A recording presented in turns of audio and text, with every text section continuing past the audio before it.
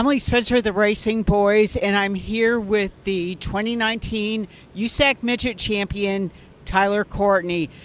How does that sound to you, by the way? It sounds pretty good. It's something we've been working for since the end of 2016, beginning of 2017 when we started Clausen Marshall Racing. So it's just it's been a lot of hard work, and it's really been something I've been looking forward to since I was 15, 16 years old when I started working for Tim and Brian in the first venture with BCI and Corey Tucker and those guys on their own midget. So just it's kind of humbling when you start to think about it, and all the people that have been national midget champions, and a lot of guys that haven't at the same time. So when you get to put yourself on that list, it's pretty dang cool. And I don't think it's really set in yet. And it kind of I think it'll kind of be like my sprint car championship last year until you get to the banquet, and that whole night is centered around the champions of our sport. It's kind of surreal up until that point, and then once you get there, it kind of all starts to sink in, and you realize what you guys accomplish as a team, as an individual, and really incredible season. And it's just like I said, it's a lot of hard work to get to this point, but I think what makes it even more special when you do get to this point. You also found out earlier on Saturday that you won the 2019 Mike Herb Super License. That's like a giant mulligan, is it not? Yeah. I think it's the second year in a row for me to win that, and it's hard to do when you're racing against guys like Chris Wyndham and Justin Grant who run full time in all three series. I just run a partial schedule in the Dirt Silver Crown, so you got to make sure you're perfect in the midget and sprint car to keep those guys behind you. They're guys they're going to go out and win races and be up front every night. So to get it the second year in a row is really, really cool, and I think it says a lot about the guys I get to race for.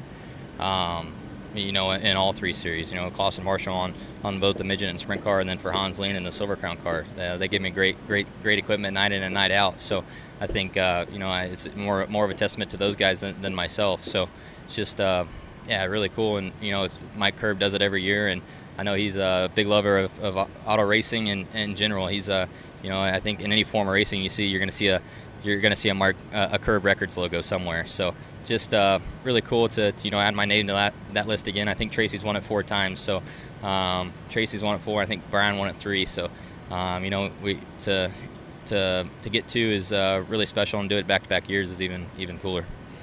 What have you learned about yourself this year that sure, you've won the championship, and that is a huge deal, but is there anything that you've really learned about yourself, about digging in and getting the job done? I think getting my first championship out of the way last year, was kind of a pressure off my shoulders to prove to myself that I could do that, and I can do this at the level we're at. And I think that kind of takes a lot of pressure off the rest of what you're doing. That you have that first one out of the way, that you can do this. You're a part of the elite group now. So coming into this year, I think that the weight was off my shoulders. I could just go out and focus on winning races and putting ourselves in good spots instead of bad spots. And I think what I learned about myself is that you have to not dwell on the small things and focus on the bigger picture. And because if you let one little thing ruin what you're doing, with how many nights we run, it's going to run into a bunch of nights. So then your whole season's screwed. So then that one little thing screwed up your entire season. And you up until the last couple of years, I really was bad about that with myself, letting that one little thing on one night ruin. Let's say we're racing for a week long, ruin that rest of the week. And week-long stints like that's where you make or lose a lot of points. So, but yeah, I think I've learned a lot about myself. It's kind of hard to pinpoint what I have, and but I think just the belief in myself, I think, is what I found the most. And it's a testament to really the people I work with as well. They, as much as I believe in myself, I think they believe in me even more, and they make sure I know that. So to go into that depth is something I think you take to the next level, and in terms of going for more championships and stuff like that, because confidence and believing in yourself is the start of having success in I think any sport. Confidence is a huge thing. So and self-confidence obviously is with yourself. So you gotta go from you gotta do everything you can to keep yourself upbeat for the 80-90 races that we run, and it's tough to do.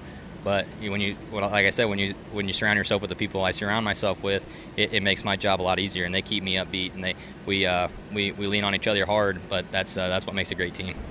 Saw quite a battle between Michael Pickens and Kyle Larson at Bakersfield.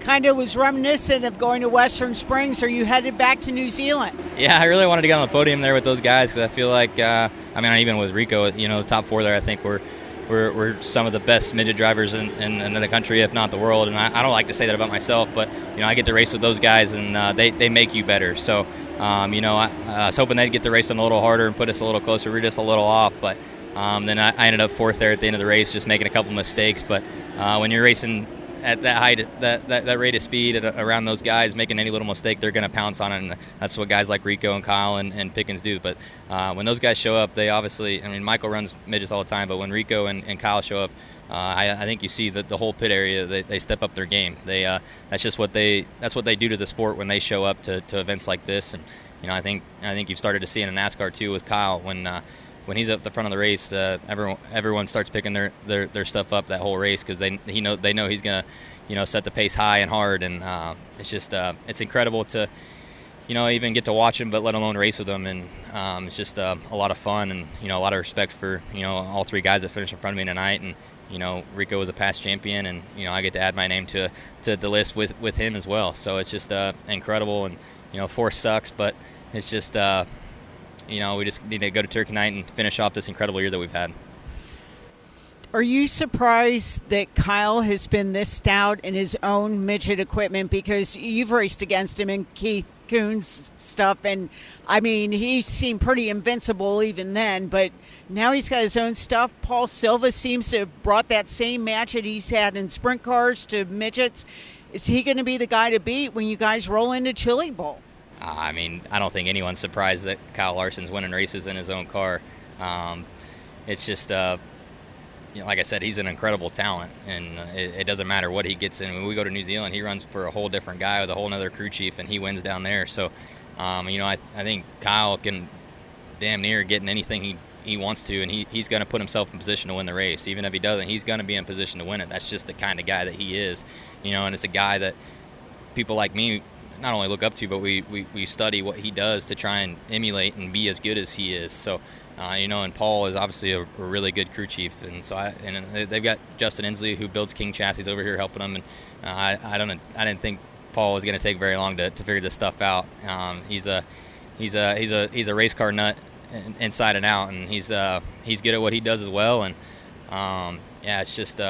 Going into Chili Bowl, I don't think he's lost a race in that midget, so I think he's definitely going to be the one to beat. And I think especially with how he lost it last year, he's going to be really hungry to get that race. I think he's even got in trouble for saying how much he wants to win that race. So it's just going to be a lot of fun going into Turkey Night, and get to go race with him over in New Zealand and spend a lot of time with each other's families and enjoy our little bit of off season that we get.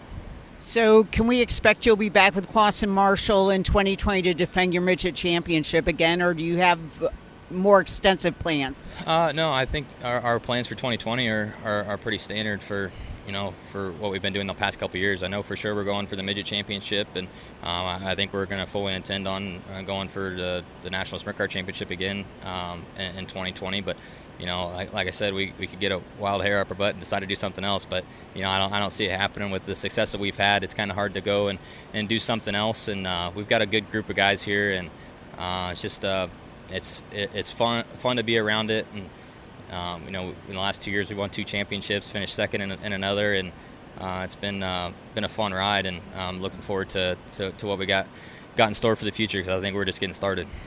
Well, it's going to be fun to watch, and we appreciate your time, Sunshine. We'll see you down the road in Ventura. Yep, thank you.